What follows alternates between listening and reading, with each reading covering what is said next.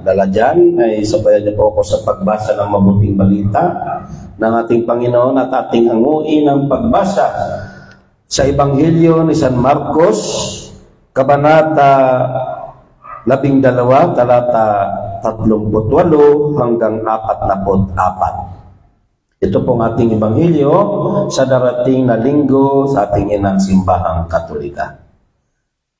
Sinabi pa ni Jesus sa kanyang pagtuturo, mag-ingat kayo sa mga eskriba na mahilig maglalakad ng may mahabang kasuotan at natutuwang pagpugayan sa mga liwasan.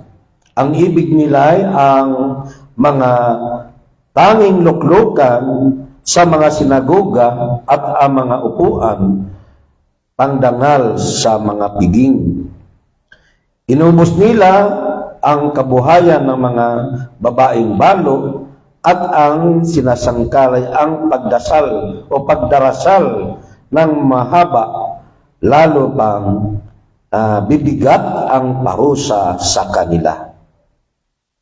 Umupo si Jesus sa tapat ng hulugan ng mga kaloob doon sa templo at pinagmamasdan ang mga taong naghuhulog ng salapi.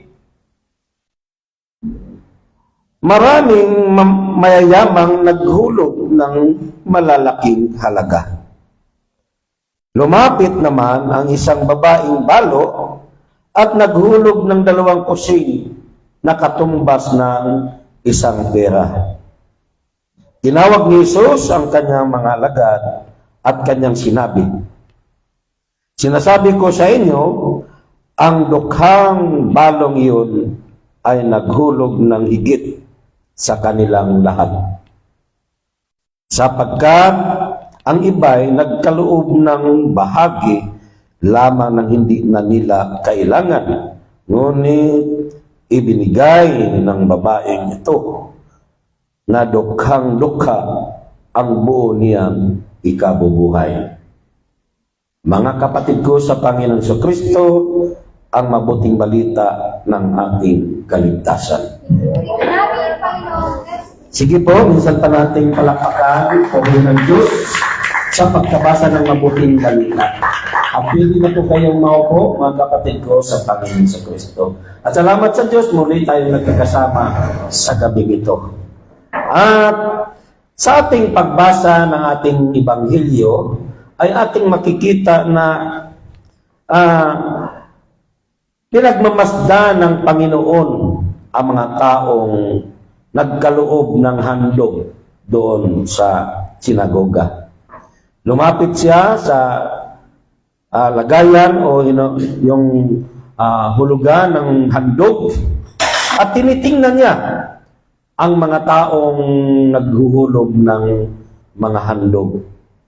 At nakita niya, may mga mayayaman na naghuhulog, maraming mayayaman na naghuhulog ng kanilang handog. At ang isang balo na masasabi nating dukha, ibig sabihin mahirap, na naghulog din ng kanyang handog. Subalit, nawala. Ito. Subalit, mga kapatid ko sa Panginoon, ayon sa Panginoong Kristo, sinabi niya sa kanyang mga alagad, na higit na kinalulugdan o higit ang handog na ibinigay ng babaeng balong ito. So ating titingnan ngayon kung bakit na ang babaeng ito, ang kanyang handog ay ang pinakamainam na handog sa tingin ng ating Panginoong Hesus. Kaya ang aking paksang ibabahagi ngayon sa inyo sa gabing ito, ibigay ang pinakamainam na handog para sa Diyos. Ito pong ating paksa, ibigay ang pinakamainam na handog sa Diyos. At ang tanong, paano natin maibigay ang pinakamainam na handog sa Diyos? So ito po ang katanungan. At 3 letter P akong ibabahagi sa paksa natin ito. At nawa, ang 3 letter P nito ay mapagkunan natin ng aral para sa ating buhay spiritual, para lalong umunlad ang ating buhay pananampalataya. So, ang unang letter P, mga kapatid ko, sa Panginoon Kristo ay salitang pagkilala. Anong ibig kong sabihin? Maibigay natin o maibigay mo ang pinakamainam na handog na para sa Diyos kung may pagkilala ka sa ating Panginoong Kristo. Kung may pagkilala ka sa Kanya bilang iyong Diyos na tagapagligtas ng iyong buhay, bilang Diyos na nagpo-provide sa lahat mong kailangan. Kung kilala mo siya, kung may pagkilala ka na ang Panginoong Kristo ito, ang Panginoong Diyos, ay iyong manunubos, ay tagapagligtas ng iyong buhay, at nagbibigay sa ano pa mang iyong pangailangan, nagpapagaling sa iyong sakit o anumang karamdaman, maibigay mo ang pinakamainam na handog. Amen po. Lahat kinikilala mo siya. Kapag kinikilala natin ang isang tao, maibigay mo ang pinaka-the best. Katulad na lang sa isang tao, kapag kinikilala mo siyang ama mo, siya ang ina mo, so maibigay mo sa kanya ang pinaka-the best para sa iyong magulang. Amen po. So sa ating buhay, kapag meron tayong pagkilala sa ating Panginoon Kristo, sa ating Panginoong Diyos, na siyang ating tagapagligtas, siya ang manunubos ng ating mga sala, siya ang lahat sa ating buhay, siya ang nagpapagaling sa anumang sakit o karamdaman, maibibigay mo ang pinaka-the best, ang pinakamainam para sa Panginoon. Amen po? Anong ibig sabihin? Kung kinikilala mo, kung may pagkilala ka sa Panginoong Kristo bilang Diyos ng iyong buhay, bilang siya ang lahat para sa iyo, hindi ka nananangan sa iyong sariling karunungan. Ibig sabihin, kapag may pagkilala tayo sa ating Panginoon Kristo bilang Diyos ng ating buhay, ay mayroon tayong banal na pagkatakot sa Kanya. Amen. Lumalayo tayo sa paggawa ng hindi mabuti.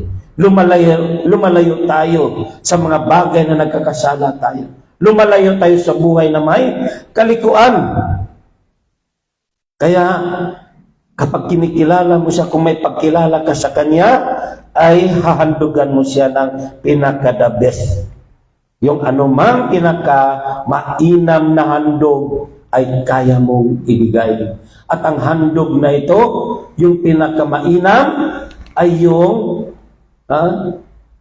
first class na biyaya na nasa iyo. Yung meron ka. Hindi yung tira-tira. Tingnan nyo po, ang babaeng balo, naghulog lang ng 2 salapit o isang pera. Ang mayayaman, marami naghulog. Malalaki, halaga ang kanilang inulog. Pero sino ang pinakamainam na handog na kinilala ng Panginoon? Yung bigay ng babaeng balo. Bakit? Dahil ikabubuhay na lang niya ang kanyang ibibigay. Ang kanyang inihandog ay para na lang sa kanya yon. So, balit hindi niya ginamit para sa kanyang sarili, ibinigay niya para sa Panginoong Diyos. Amen? So, kapag nagbigay tayo, kapag naghandog tayo, kung tira-tira lang, hindi yan ang pinakamainam o pinaka-the best na handog. Ang pinakamainam na handog na ating gagawin yung hindi tira-tira. Yung iba, sinasabi kapag yumaman ako, kapag nagtrabaho ako, magbibigay ako sa gawain ng Panginoon. Hindi na kailangan yung magtrabaho ka. Naku, kailan ka pa makamatanggap sa trabaho? Kahit na anumang meron ka, kapag mahal mo ang Diyos, may pagkilala ka sa Panginoong Diyos, kaya mong ibigay yung pinaka-the best. Ang pinaka-the best, kung anong meron ka. Amen. Yung nasasaktan ka, yung para na lang sa iyo, ibigay mo pa sa Panginoon. Kaya ba natin gawin ang paghahandog ng pinakamainam? Ibigay natin ang pinakamainam. Kaya natin ibigay, maging ang ating mga sarili, ang ating buhay. Pinaka-the best, no? Na handog, yung ating sarili, ibigay natin sa Panginoon. At kung may pagkilala ka sa Kanya, ibigay mo ang sarili. Kung may sakit ka, may karamdaman ka, ipagkatiwala mo na ang lahat sa Diyos. Ibigay na natin. Dahil yung ating sarili, ang buhay na handog sa Diyos. Anong ibig kong sabihin? Huwag tayong magpaliban sa pakikinig ng mabuting balita ng Panginoon. Huwag tayong magpaliban na huwag dumalo sa gawain ng Panginoon. Lalo na dito sa lugar ninyo sa NCJ. No? Huwag tayong magpaliban. Anong ibig kong sabihin? Lagi nating isipin na ang gawain ito ay gawain ng Panginoon at ang ating pagdalo ay sumasamba tayo sa Diyos at inihandog natin ang ating mga sarili. Handog na buhay para sa Panginoon. Amin po? Hindi tira-tira ang gusto ng Panginoon. Hindi yung pinagpilian. Kaya nga, kapag naghandog, may isang kaibigan anong ginagawa niya sa kanyang handog sa ikapo? Pinaplansa kanya yung pera para maging matuwid na matuwid yung pera. Bakit mo kailangan pinaplansa yung pera? Pinaplansa niya. Sa kanya ilagay ngayon sa sobre. Pinaka-the best, kailangan makita ng Diyos kung paano natin siya kinikilala na bilang Diyos sa iyong buhay. Kaya the best ang ibibigay mo. Hindi yung lukot-lukot na pera. Minsan lukot-lukot na pera, yung halos wala na yung lumang-luma na. So, pinaka-the best na ibigay natin yung bago. No? Yung bagong-bago. No, halos itatapon na, halos hindi na tinatanggap. Hindi na tinatanggap ito sa sa tindahan Pero tinatanggap pa sa bangko. Ngayon, ang gagawin mo, ibigay ko na lang ito sa gawain. Hindi yun ang the best na paghandog. Kasi, tingnan niyo po, si Abel at saka si Cain, naghandog sila. Sino ang kinalulugdan ng Diyos? Si Abel. Dahil pinagkamainam ang kanyang inihandog. Hindi pinagpilian, hindi yung tira-tira. So, si Abel ang kinalulugdan ng Diyos, si Cain ay hindi. Bakit?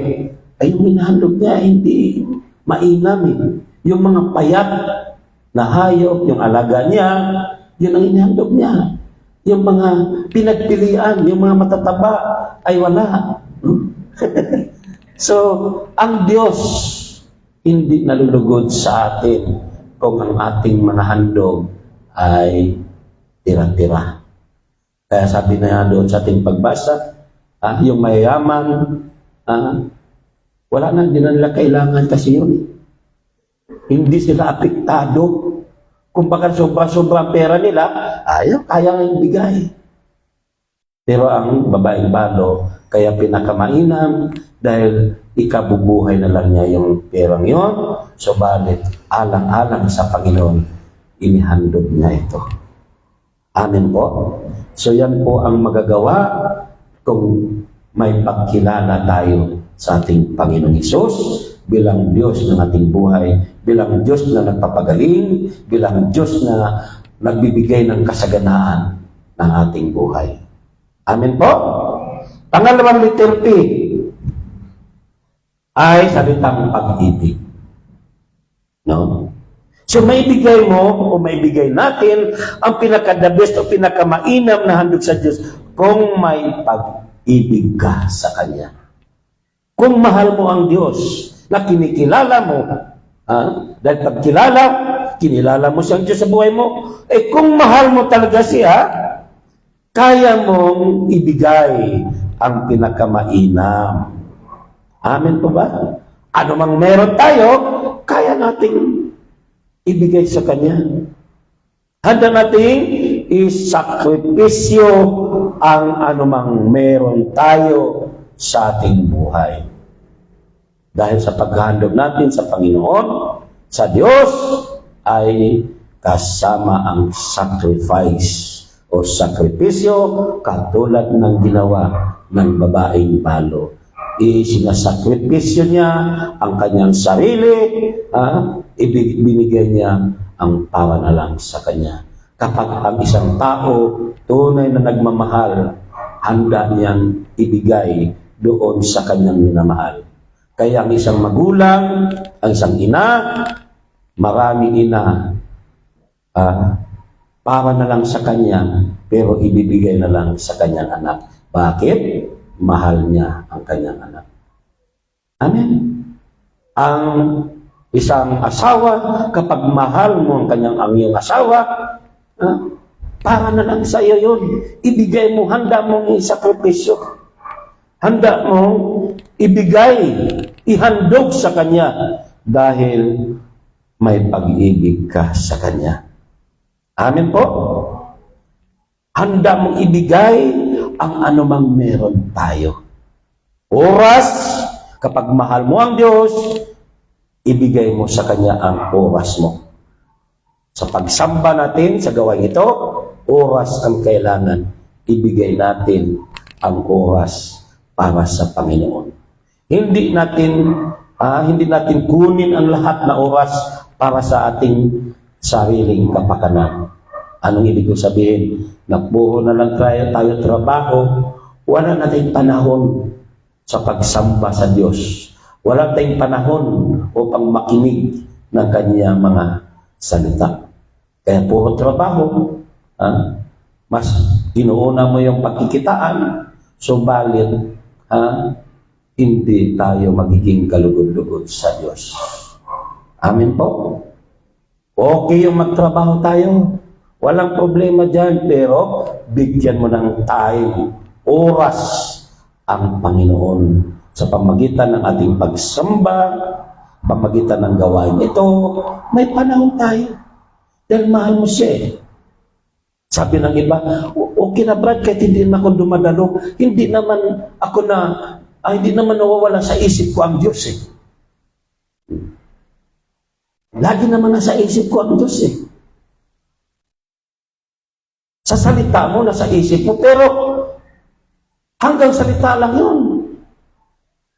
Kumbaga drawing. Ang tunay na nagmamahal, pumupunta ka. Alam nga mahal ko ang asawa ko, pero hindi ka umuwi sa bahay. Hindi mo pinupuntahan sa bahay. Nasa ibang bahay ka. Di ba? Paano masasabi mong mahal mo ang pamilya mo kung hindi ka pumupunta doon sa tinitirhan ng iyong pamilya? Sa gawain ng Diyos, maipakita mo, sa pagmamahal natin sa Diyos, maipapakita natin na mahal natin siya sa pamagitan ng ating pagdalo sa gawain ng Panginoon. Sa pamagitan ng ating pag-awit o pagsayaw, pakikinig ng Kanyang mabuting balita. Amen. Kung may pag-ibig talaga tayo sa Diyos, kaya nating ibigay ang anumang meron tayo sa ating buhay. Amen po? Ang oras, ang salapi, ang karunungan, o ano pa mang meron tayo. So yun po ang napakahalaga.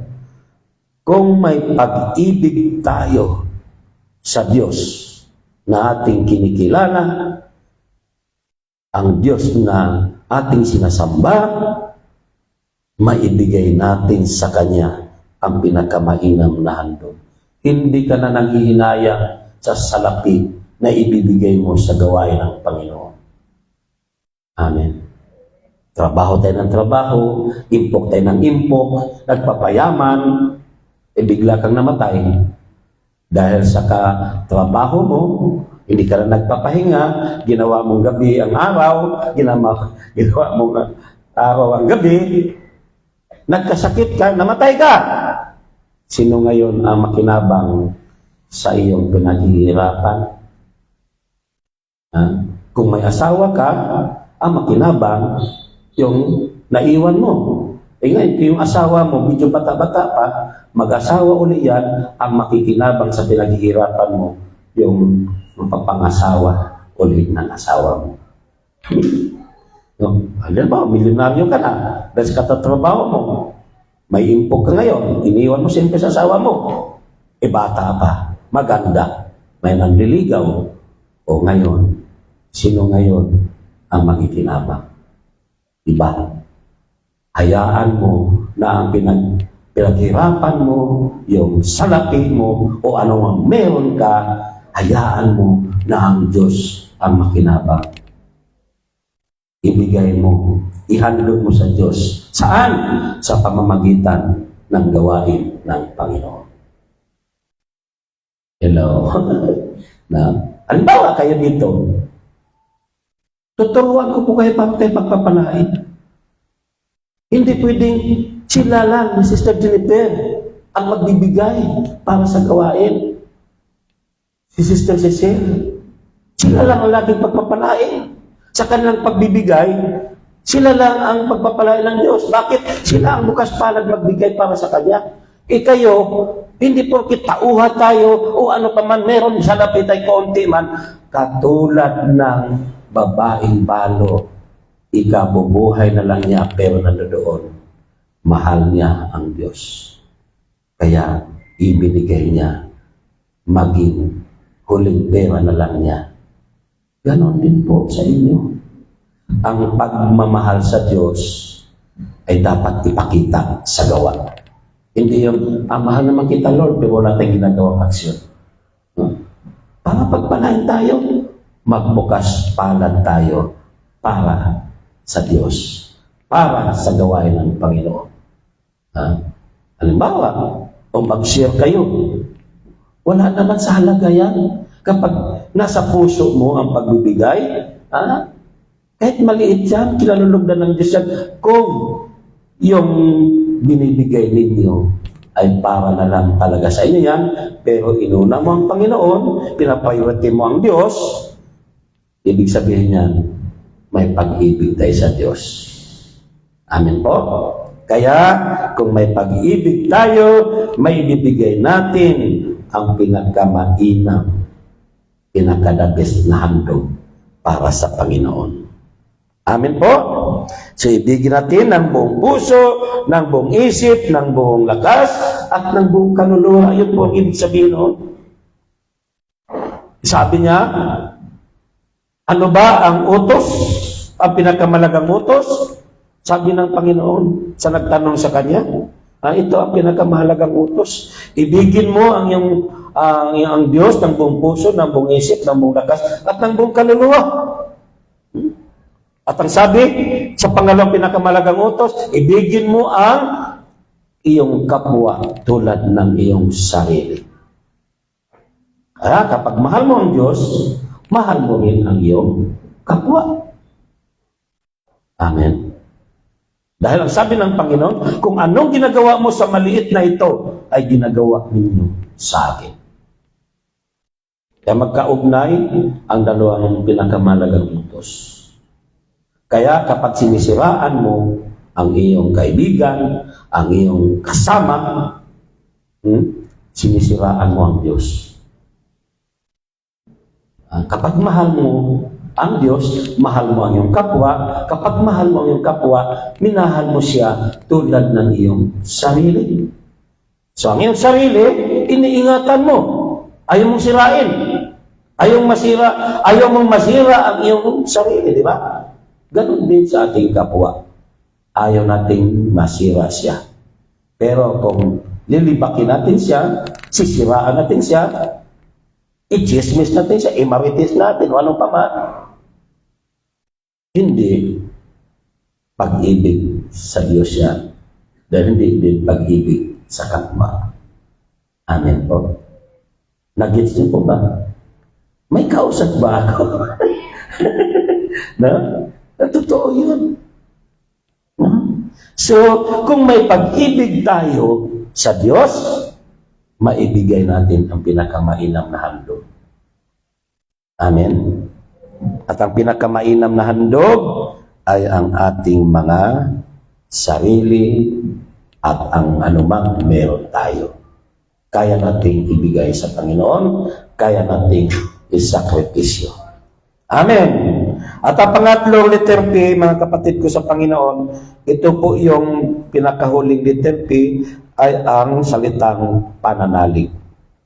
Amen? Magkaugnay din ito, no? Ano po yung una? Pagkilala sa Diyos. Maibigay mo ang the best na handog, pinakamainam na handog kung mayroon kang pagkilala sa Diyos sa iyong buhay. Ang alawa, maibibigay mo ang pinakamainam na handog sa Diyos kung may pag-ibig ka sa Kanya.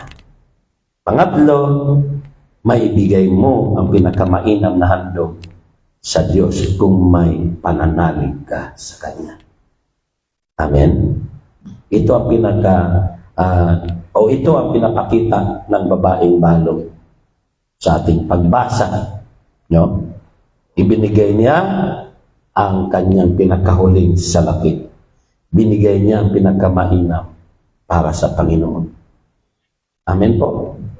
Si Abraham, na tinatawag nating ama ng pananampalataya, nanghingi ng Panginoong Diyos ang kanyang bugtong na anak na si Isaac. Hindi nagrereklamo si Abraham. Ibinigay niya ang kaisa-isang anak niya, handa niyang ihandog ito sa Panginoong Diyos kay El Shaddai dahil sa kanyang pananalig. Kasi kung may pananalig tayo, hindi tayo mag-alinlangan na gawin ang pinaka-the-best para sa Panginoon. Hindi tayo mag-alinlangan na ihandog natin ang pinakamainam. Biro mo yung anak, bugtong na anak, ibinigay niya. Pero sinubok lang siya pala ng Panginoon kung gaano siya kamahal nito. Kung gaano ba siya may pananalig sa Kanya. Kaya ang Diyos, sinusubok minsan tayo. Sinusubok tayo kung gaano tayo katapat sa Kanya. Ang isang halimbawa po dyan, yung nakaraang Ebanghelyo, no? Tungkol sa, mga nakaraang Ebanghelyo, tungkol sa binatang mayaman. Diba? Ang binatang mayaman, lumapit sa Panginoon at ang sabi, Guro, ano po ang aking gagawin upang magkamit ng buhay na walang hanggan? Anong sabi ng Panginoon? Alam mo ba ang utos? Ano yung sinabi ng Panginoon utos? Yung 10 utos ni Moises. Sabi niya, mula pa po ako'y bata pa ay isinasabuhay ko na yan. Isinasabuhay niya ang 10 utos. Pero ang Panginoon nakatingin sa kanya, napapangiti, natutuwa sa kanya. Dahil nagsalita siya. Pero, para sa ating pagninilay, sinubok din siya ng Panginoon. Gaano ba katotoo itong sinasabi ng taong ito, ng binatang ito? Gaano ba katotoo? May kapakita ba niya sa gawa? Yung sinabi niyang, isinasabuhay niya ang 10 utos? Kasi ang 10 utos, nandoon na, nakapaloob na yan. Lahat nandoon na. So, anong ginawa ng Panginoon? May isa ka pang kulang. Ipagbili mo ang iyong mga ari-arian at ipamigay mo sa mga dukha ang pinagbilhan at saka ka bumalik sa akin at sumunod. Anong nangyari? Nalungkot ang mayamang binata. Nalungkot ang binatang mayaman. At sa halip na umabante, umatras. Atras abante pala ang mayaman ito. Doon nabisto na hindi totoo yung sinasabi niya. Isinasabuhay niya ang 10 utos. Hanggang salita lang. Hanggang bibig lang. At marami sa ating ganun na nagsasalita, bago na ako, nagbabago na ako. Bagong buhay na ako mula lang makilala si Kristo. Pero tingnan mo, sa salita lang ang pagbabago. Pero hindi makita sa gawa. Amen. Sinabi, mahal ko ang Diyos. May pananalig ako sa Diyos, pero hindi makita sa gawa. Sa salita lang. Marami sa atin ganun. Kaya itong binatang ito, nabisto. Katulad ni Abraham, sinubok ng Panginoon. Ito sa aking pagninilay, sinubok din ng binatang ito. Baka kung sabi niya, yes Lord, ibibinta ko yung mga ari-arian ko at susunod ako sa iyo. Baka sabihin ng Panginoon, katulad ng sinabi niya kay Abraham, huwag mo nang ituloy. Nakikita ko na ngayon kung gaano ka katapat sa akin. Di ba? Minsan ang Diyos sinusubok tayo. Umulan ng malakas. Umaga pa lang, gabi ang gawain, ipapakancel na natin. Nasusubok yung katapatan natin sa Diyos. Brad mahirapan ang preacher makarating dito sa amin. Ang sagot ko sa mga tumatawag sa akin, sabi ko, may nakalaan ng lingkod ng Diyos sa inyo, darating sila dyan. Hintayin nyo, at kung wala mang preacher, hindi man makakarating, hindi nyo problemahin yun. Kayo-kayo dyan, mag-prayer meeting kayo. Dahil nakatakda ng araw na kung saan ang biyaya ng Diyos magaganap sa oras na yan. Sabi ko sa kanila, tumawag sa akin, umaga pa naman ngayon. Mamaya pang gawain mo, mamayang gabi pa. So, ituloy nyo, huwag nyo ipakancel. Dahil kung may pananalig tayo sa Diyos, hindi niya hayaan matuloy ang gawain. Hindi niya hayaan ang mga lingkod ng Diyos, hindi makakarating. Kaya sabi ko sa kanila, hindi nila problema o hindi ninyo problema ang preacher. Huwag niyong problemahin ang preacher na hindi sila makarating. Problema na nila yan kung paano sila makarating sa inyong gawain. Kaya sabi ko, abangan ninyo tulad nung sa Sampaguita ba? Sampaguita ba yun? Tumawag sa akin. Dahil mga nakaraang linggo, malakas ang ulan. May bagyo, di ba? Tumawag sa akin, ang lakas ng ulan. Ang lakas ng hangin. Sabi ko, o bakit? Ano pong problema? Ang gawain. Anong oras ang gawain po? Mamayang hapon, mamayang gabi. Anong oras lang yan? 8:00 lang. Sabi ko sa kanya, sis, ituloy niyo po ang inyong gawain. Agarian na naman kayo lahat Agarian kayo, wala kayo problema. Tsak yung makakarating kayo sa simbahan. So mag-ipon-ipon kayo. Hintayin ninyo ang lingkod ng Diyos, ang preacher. Pag hindi dumating, kayo mag-prepare meeting. Basa kayo ng gospel, mag-share kayo. So hinayaan ko, ganun ang sinabi ko sa kanila. Ang sabi niya sa akin, sige po. So malit sabi, lumipas ang magdamag, kinabukasan, kinumusta ko. Kumusta po ang gawain ninyo kahapon? Dumating ba ang preacher? Sabi sa akin, opo, ang sarap-sarap nga tagumpay nga ang gawain. O kita mo.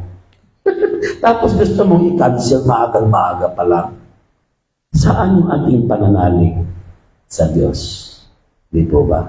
Di natin naibigay ang pinaka-the best sa Panginoon kapag wala tayong pananalig. Umulan, bumagyo, kung may pananalig tayo, may ibibigay natin sa Panginoon ang pinaka-the best na handog. Hindi lang ito sa pera ang tinutukoy na paghandog.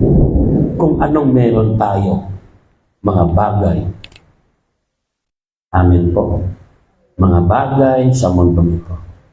Kaya, huwag nating hayaan na mapokus tayo sa mga bagay sa mundong ito. Hayaan natin ang mga bagay sa mundong ito ay ihandog natin sa Diyos. Dahil kapag naihandog natin sa Panginoon yan, sa gawain niya, pag-iimpok ng kayamanan sa langit yan. Amen. No? So yun po ang dapat natin gawin. So sa salitang pananalig, maibigay natin ang pinaka-mainam na handog para sa Diyos. Ano po? Kung may pananalig ka sa Kanya. Sinong may pananalig? Yung iba, galing-lang. Huwag tayong mag-alinlangan. Ha? Kasi kapag nag-alinlangan tayo, pagpapakita yan na hindi mo kinikilala pa si Jesus, si El Shaddai, na Diyos ng iyong buhay. Nag-alinlangan tayo. Di ba? Huwag tayo nag-alinlangan. Di man natin maintindihan ang pinagagawa sa atin ng Diyos? Yes, Lord, ang tayo. Tulad ni Abraham. Nung sinabi niya, ihandog mo sa akin ang anak mo. Yes, Lord. Sa iba pa yun, ano? Kaisa-isa kong anak, ihandog ko pa sa iyo. Diyos ka ba talaga? Baka ganun pa ang iba. Kaya nga sa atin, marami pang bakit, Lord? Akala ko ba Diyos ka?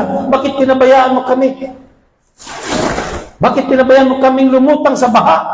Bakit pinabayaan mo kaming ang bahay namin ay bubong na lang? Minsan tinatanong natin ang Diyos, sino ba ang may kasalanan? Amen? Ang tao ang may kasalanan kung bakit nangyari sa atin yung pagbaha. Di ba? Amen po. So yun po mga kapatid ko sa Panginoon. Dahil maikli lang ating oras, 3 letter P lang aking ibinabahagi sa inyo. Ano po yon? Ang unang letter P, maibigay natin ang pinakamainam na handog sa Diyos kung may pagkilala tayo sa ating Panginoon Kristo na Diyos na tagapagligtas ng ating buhay. Siya ang provider ng lahat. Siya ang nagbibigay sa atin ng kagalingan o ano paman na para sa atin. Amen po. Pangalawa, maibibigay natin ang pinakamainam na handog para sa Diyos kung may pag-ibig tayo sa Kanya. Amen po. At ang panghuli, maibibigay natin ang pinakamainam na handog sa Diyos kung may pananalig tayo sa Kanya. Katulad ng babae